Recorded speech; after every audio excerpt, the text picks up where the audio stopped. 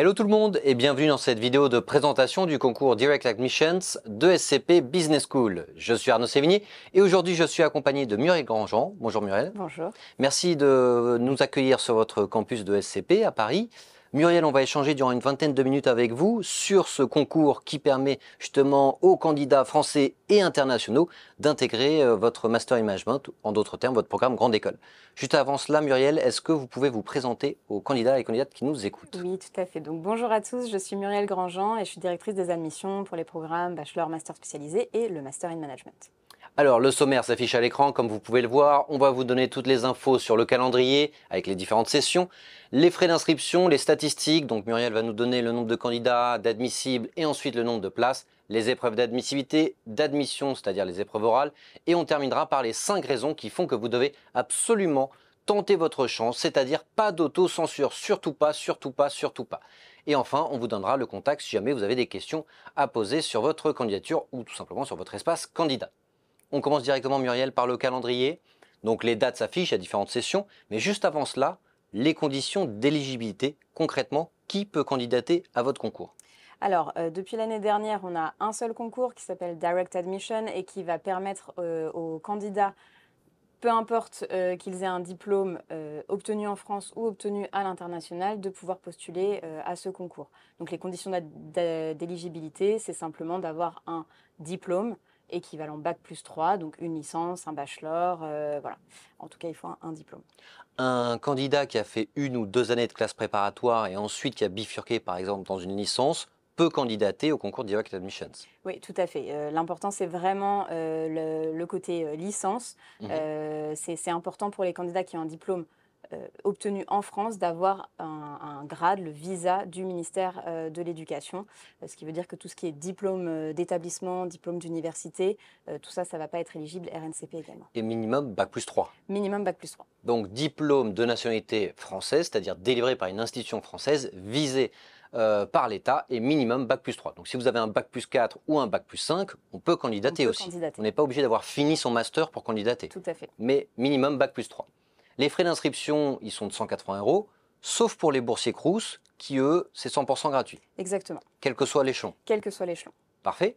Les sessions de recrutement, donc déjà automne, c'est passé. C'est passé. Il nous reste la session d'hiver et de printemps. On voit la clôture des inscriptions, c'est le 16 janvier pour l'hiver et le printemps, c'est le 13 mars. Tout à fait. C'est-à-dire que la clôture, ça signifie que si je vous écris à J+1 ou J+2 pour dire que j'ai oublié un document, une pièce, ou finalement j'ai mon score TOEIC 2 jours après, vous n'allez pas l'intégrer au dossier, c'est-à-dire c'est clôturé. Voilà, tout à fait. Il faut vraiment avoir en tête qu'on a énormément de candidatures, des candidats qui ont pris le temps de clôturer leur dossier, d'avoir toutes les pièces dans leur dossier au moment de leur candidature. Donc, au moment où vous déposez votre dossier, il est complet, il y a les tests de langue, il y a les tests de logique. Voilà, on n'a plus rien à vous demander, tout est dans votre dossier de candidature. En effet, il faut avoir transféré les scores, on va le redire au moment des épreuves d'admissibilité, mais ESCP ne récupère pas vos scores auprès de la FNEJ, vous devez absolument vous-même, vous êtes autonome, envoyer votre score de test d'anglais et téléverser, transférer votre score de test de logique dans votre espace candidat avant la clôture. Point très important surtout, il ne faut pas attendre la dernière semaine pour clôturer votre inscription. C'est une des plus grandes erreurs que font beaucoup de candidats chaque année. Profitez des périodes creuses de révision pour commencer votre processus d'inscription. Concrètement, les vacances d'hiver, donc fin décembre, ou à la limite les vacances en février, maximum, il faut avoir clôturé votre inscription. Donc n'attendez pas la dernière semaine parce qu'on vous demande des documents, on va les lister après, les relevés de notes, le baccalauréat, l'aide de motivation, l'aide de recommandation. Donc ça prend un peu de temps, le temps de les collecter. Donc n'attendez surtout pas la dernière semaine, faites votre inscription durant les périodes creuses de révision. Donc une fois que je suis inscrit, si je suis déclaré admissible, ensuite il y a des périodes de passage pour l'entretien de motivation. On peut déjà le dire, il se fait à distance. Tout à fait. Et ensuite, on a les résultats d'admission, donc les dates s'affichent. Le 16 février pour la session d'hiver et le 15 avril 2024 pour la session de printemps. Est-ce qu'on doit donner sa réponse ensuite, savoir si on prend le SCP ou pas, rapidement? Oui, généralement, il y a entre 1 à 2 semaines pour valider, confirmer sa place. Ok, parfait. Donc retenez bien les dates. Vous avez votre calendrier qui s'affiche. Question aussi très importante, on me la pose souvent. Est-ce qu'il y a une session qui est plus facile que d'autres? Est-ce qu'il y a une session qui ouvre davantage de place qu'une autre? Ou est-ce qu'au contraire, on doit postuler quand on est prêt? Si on correspond aux standards et aux prérequis que cherche le CP, c'est bon, bah, sinon ça ne le fait pas. Oui, alors effectivement, un gros mythe que je brise donc. C'est Non, important. il n'y a pas de session plus facile que d'autres. Nos critères de sélectivité sont les mêmes, quelle que soit la session. On recherche de toute façon le même niveau d'excellence que vous postuliez à la session d'hiver ou de printemps. Maintenant, moi, je conseille toujours de postuler dès qu'on est prêt. Bien sûr. Ça retire déjà un petit stress. Et puis, voilà, par rapport aux affectations de campus, au choix de spécialisation, plus vous êtes dans les sessions tôt d'admission et plus vous serez dans les rounds de choix les plus tôt. Ça, c'est important parce qu'on pense jamais à Tout à l'après-admission, mais plus vous candidatez tôt et plus vous êtes admis tôt, bah, en effet, comme vous l'avez dit, Exactement. plus vous pouvez choisir votre campus, votre spécialisation, etc. Donc, vous êtes dans les premiers choix. Donc ça, c'est top. On passe à la slide suivante, les statistiques. Mhm. Ça aussi, c'est surdemandé sur les réseaux sociaux. Donc, le concours Direct Admissions, c'est aussi bien France et Tout à international. fait. Le nombre de candidats. Alors, pour ceux qui nous regardent principalement du coup des diplômes Français. qui sont obtenus en France, on est à peu près sur 900 candidats avec un diplôme obtenu en France. Est-ce qu'on a tout type de filières ou est-ce qu'il y a des filières qui sont plus représentées que d'autres? Alors évidemment, vous êtes beaucoup à postuler en éco-gestion, droit. Mhm, Il y a des universités qui sont plus représentées que d'autres. Maintenant, on prend tout bien profil. sûr. On prend des ingénieurs, on prend des pharmaciens, on prend des architectes. Même des bachelors, parfois. Des bachelors, Mhm. tout à fait. Il y a vraiment des profils très divers et variés. Ouais. Non, ça c'est important, hein. Ce que vient de dire Muriel, c'est que quelle que soit votre filière d'origine, que ce soit le type de diplôme ou la filière d'études, vous avez totalement vos chances parce que c'est un concours qui met en avant la diversité. Donc si vous avez un profil entre guillemets original, atypique, c'est-à-dire pas forcément dans le business pur et dur, mais que votre projet pro correspond à une école de commerce et que vous correspondez aux standards d'excellence de SCP, il faut tenter votre chance. Vraiment, pas d'autocensure, pas de plafond de verre, c'est vraiment une erreur qu'il ne faut pas faire ça. Ensuite, donc 800 candidats, diplôme français. Il y a un premier fait entonnoir Tout à avec fait. l'admissibilité. Là, on tombe à combien d'admissibles? Alors sur 900 à peu près candidats, on va en prendre en entretien. Encore une fois, il n'y a pas de quota ou quoi que ce soit. Fourchette. Globalement, on va prendre entre 200 et 250 profils, encore une fois sur les diplômes français, en entretien. Donc 800, 900 candidats selon les années, selon les saisons. On descend ensuite à 200, 250. Tout à fait. Pour un nombre de places, donc là, je suppose qu'il est quasiment fixé pour cette année. Voilà, alors le nombre de places est global du coup, puisque c'est un concours qui est ouvert aux Français et internationaux. Donc le nombre de places global est 1000, mais pour vous donner une idée, le nombre d'étudiants venant d'un diplôme français cette année est de 80. Ok, donc 800, 900, 200, 250 pour terminer grosso modo à 80 places. Comme ça vous donne un ordre de grandeur de la sélection pour intégrer ESCP Business School. On passe à la slide suivante, les épreuves d'admissibilité. Donc je crée mon espace candidat une fois la fin du trimestre ou du semestre passé, c'est-à-dire je suis fin décembre, prénom, nom, mail, téléphone, etc. Bref, de l'administratif, du classique. Ensuite, je dois donner, comme c'est écrit, mes relevés de notes d'études supérieures, Tout à fait. pas le baccalauréat. On demande le diplôme du bac. Le diplôme du baccalauréat, ok. Avec un CV. Oui. Tout à l'heure en off, vous me disiez, il faut vraiment faire un point de focus sur le CV, c'est très important. Tout à fait. Dites-nous pourquoi. Alors déjà, ça vous prépare à la vie professionnelle. Le CV, généralement, les recruteurs, c'est 5 secondes. Donc voilà, dites-vous encore une fois, c'est des centaines et des centaines de candidats. Le CV, c'est important qu'il soit clair, qu'il soit synthétique et qu'il fasse ressortir vraiment ce que vous avez fait et qui mette en valeur vos expériences, vos qualités et tout ce que vous avez pu faire à côté. Et vous notez le CV, c'est-à-dire c'est une pièce qui sera évaluée. Tout à fait. Dans l'évaluation du profil, on verra les pourcentages après, rentre en compte la lettre de motivation, les potentielles lettres de recommandation et bien évidemment le CV. Et surtout le CV, donc vous allez le noter sur la partie du dossier et il sera réutilisé ensuite au moment des oraux. Tout à fait, c'est-à-dire que le CV que vous allez mettre sur votre espace candidat, nous ensuite on va l'extraire et il sera donné aux membres du jury. Ça leur servira de base pour votre entretien. Une lettre de motivation aussi à fournir et il faut qu'elle soit personnalisée, tout à fait. Aussi bien par rapport à vous-même, vos qualités, votre parcours, votre projet professionnel, que SCP. C'est-à-dire qu'il faut mettre en avant les points forts ou les points qui matchent avec votre projet pro, pas une lettre standard, ça c'est clair. Tout à fait, et ne pas oublier c'est ESCP, on ne se trompe pas d'école sur la lettre de motivation. Ça c'est clair, ça me paraissait d'une telle évidence que je ne l'ai pas dit, mais en effet, ne vous trompez pas concernant l'école à laquelle vous candidatez, ça va de soi, et étudiez bien entendu ce que propose l'école. Donc n'hésitez pas à aller voir sur notre chaîne YouTube, on a tourné une vidéo sur le programme Grande École, on a analysé et décrypté ce programme sous l'aspect académique, international, vie associative, professionnelle. Donc n'hésitez pas à mettre pause lorsqu'il y a un élément qui vous correspond et à le mettre en avant dans votre lettre de motivation, si bien entendu ça correspond à vos aspirations, à votre projet professionnel.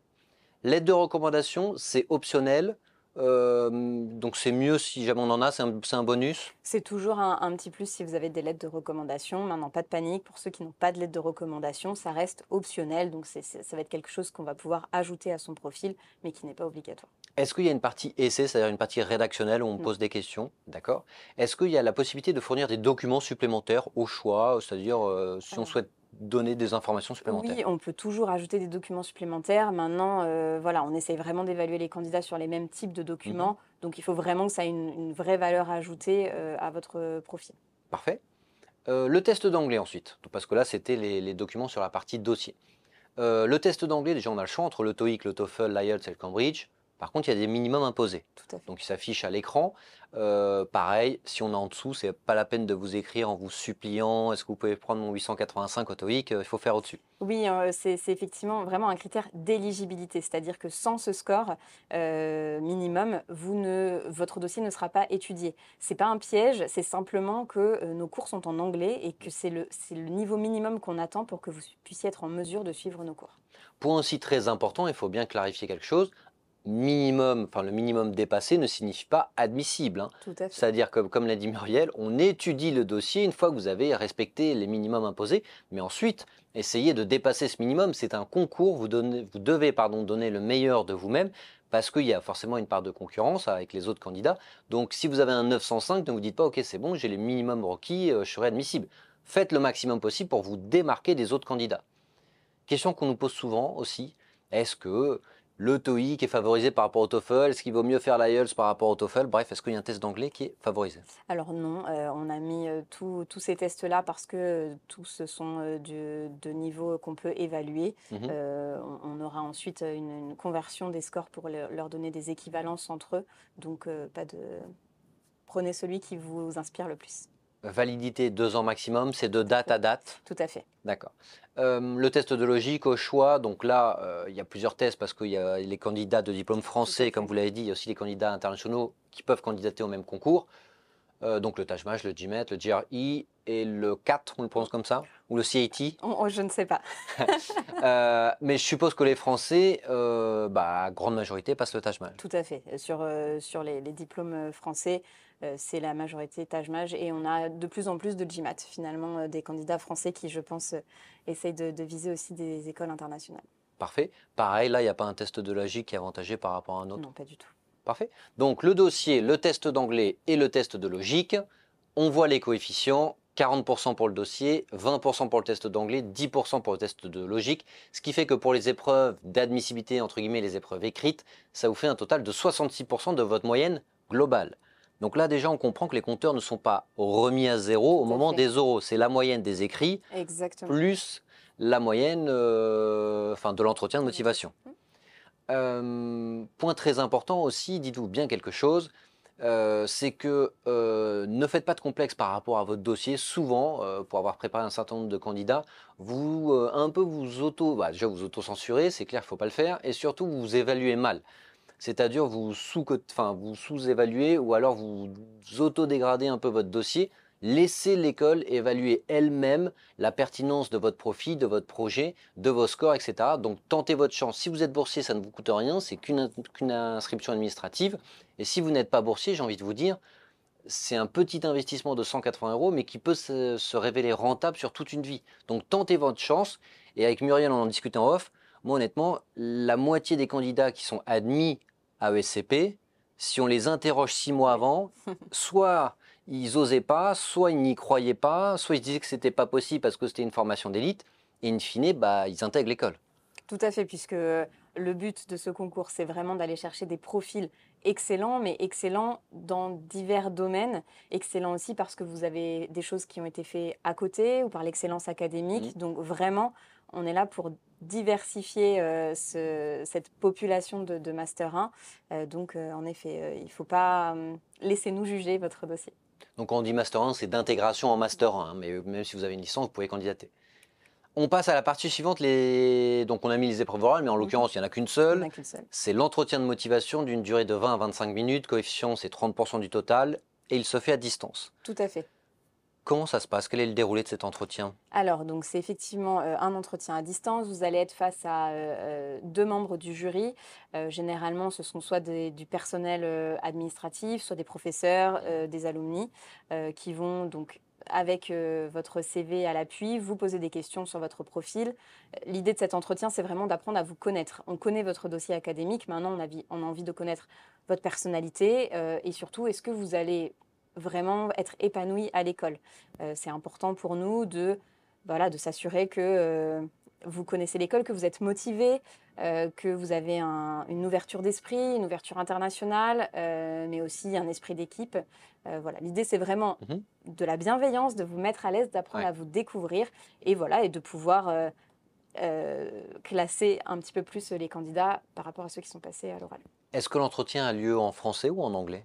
Alors, c'est un peu des deux.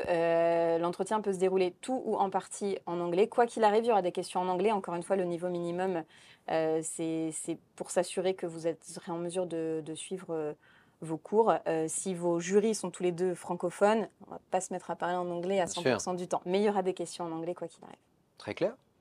On passe à la slide suivante, la partie contact. Si jamais vous avez des questions sur votre espace candidat, bien entendu, ce n'est pas des questions sur l'évaluation de votre profil ou de votre candidature, hein.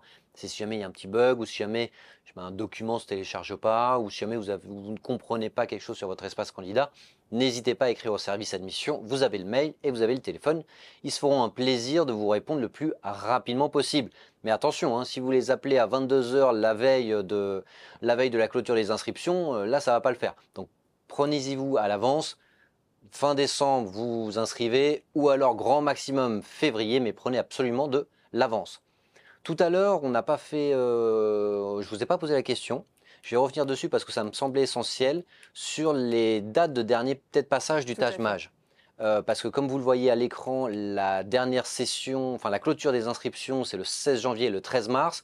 Beaucoup de candidats français vont s'inscrire à la session du printemps, le 13 mars. Tout à fait. Ils peuvent passer le Taj-Maj jusqu'à quand? Alors, c'est très important puisque, comme on l'a dit tout à l'heure, vous devez avoir l'ensemble de vos documents, dont le score du test de logique, dans votre candidature.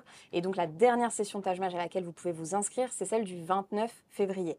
Voilà, 29 février, c'est vraiment la dernière date que vous pouvez présenter. Et si vous la présentez, la FNEJ s'engage à vous fournir les résultats avant notre date limite. Donc concrètement, le 29 février, vous passez votre Taj-Maj. Comme l'a dit Muriel, vous aurez le résultat. Mais ça ne veut pas dire qu'il ne faut rien faire tant que vous n'avez pas votre résultat. Vous préparez tout votre dossier à 80-90% jusqu'à votre passage. Comme ça, ensuite, vous n'avez plus qu'à télécharger votre score et à cliquer sur « Valider mon inscription », hein. Ne faites pas tout à la dernière minute, vous l'avez bien compris. Muriel, on arrive à la fin de cette vidéo de présentation du concours. On a donné pas mal d'infos sur comment se préparer. Si jamais je devais résumer un peu les 5 points forts qui font que vous devez absolument candidater à ce concours.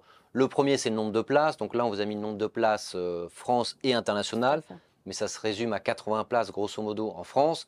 Des épreuves d'admissibilité aux autres écoles du top 3. Donc concrètement, si vous postulez à HEC et à l'ESSEC, il est évident que l'ESCP doit faire partie de vos candidatures pour maximiser vos chances.